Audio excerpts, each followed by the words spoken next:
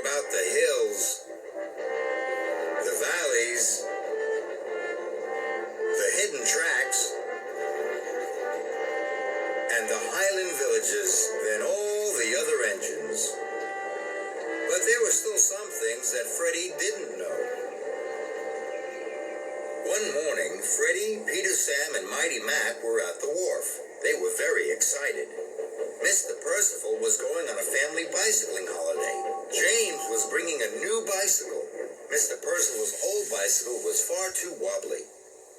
"You are late, James," whistled Freddy grandly. "Mr. Percival is waiting." "I came as fast as I could," James wheezed crossly. Freddy was to deliver the bicycle, so it was loaded onto his flatbed. "There's no bell," James huffed. "I don't think a bicycle bell is important," puffed Freddy. "It's very important," snorted James.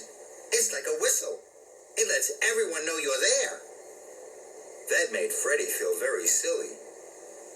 "One of you must find a bell for Mr. Percival's bicycle right away," James steamed snootily. Peter, Sam, and Mighty Mac didn't know where to find one, so they looked at Freddy. Freddy didn't know, but he didn't want to ask James. "Of course I know where to find a bicycle bell," Freddy chuffed quickly. He didn't want James to think he was even sillier. So he puffed quickly out of the wharf. Freddy chuffed along.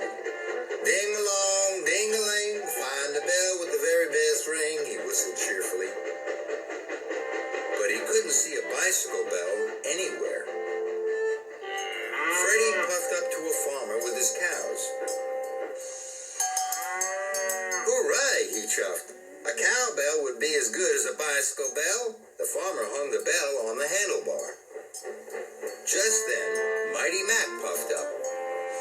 The cowbell clanged. "Listen to that," chuffed Freddy proudly. "This is far better than a bicycle bell." But the cows didn't look up or even move. "The cows aren't taking any notice at all," huffed Mighty Mac.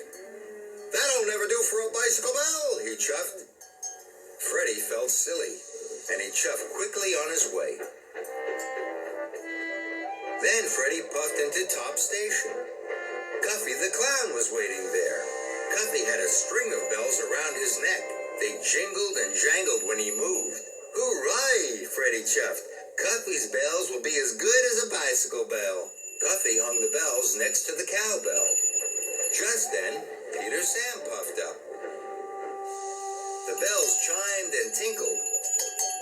"Listen to that," whistled Freddy proudly.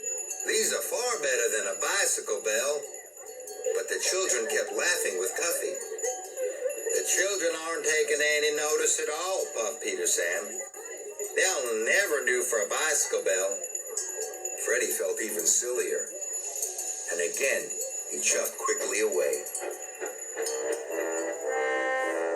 Freddy had puffed all over the hills. It was getting late.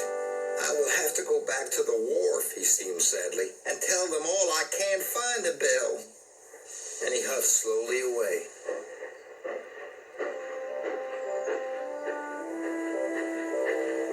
Freddy arrived at the wharf. He could see Peter Sam, Mighty Mac, and James. They were waiting for him. "I must find a bicycle bell somewhere before they see me," he puffed. And he chuffed quickly away from them. Freddy looked everywhere. And then he saw it. A shiny new school bell. "Hooray," he whistled. "A big school bell is far better than a little bicycle bell. With a bell that big, everyone will know Mr. Percival is there." The workman put the bell on the bike, but it was very heavy. The bicycle toppled off the flatbed and crashed to the ground. All the bells jingled and jangled. Peter Sam, Mighty Mac, and James heard the clatter and rushed over. The yard manager was very cross, and everyone looked at Freddy. "Mr. Percival is waiting for his new bicycle," the yard manager said sternly. "I'll have the bells taken off. Then you must deliver it to him." Freddy felt sillier than he had ever felt. Later, Freddy was puffing glumly out of the wharf. He met Thomas chuffing in. "What's the matter, Freddy?" tooted Thomas. Freddy told Thomas everything that had happened. "And it's all because I felt silly. Didn't ask James where to find a bicycle bell." "Don't worry," Thomas whistled. "I'm sure you'll find one soon." Suddenly, Freddy saw a bright new foghorn on Thomas's flatbed. "Where are you taking that bright new foghorn?" Freddy asked.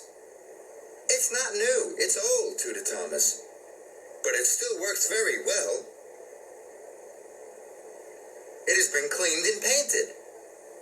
"Now I know just what to do," Freddy cried excitedly. And he puffed quickly out of the wharf. Mr. Percival looked at his new bicycle. "There's no bell," he gasped. "Yes, there is, sir," Freddy whistled. "I found the very best one for you." He asked the yard manager to take the old bell from the old bicycle. And the yard manager polished it once, then he polished it again, and put it on the new bicycle. It was as good as new. Mr. Percival was very happy. "What a good idea, Freddy," he smiled. And James had to agree. Freddy didn't feel silly anymore. He felt very proud. Ding-a-Ling, rang Mr. Percival's bell, and Freddy tooted back.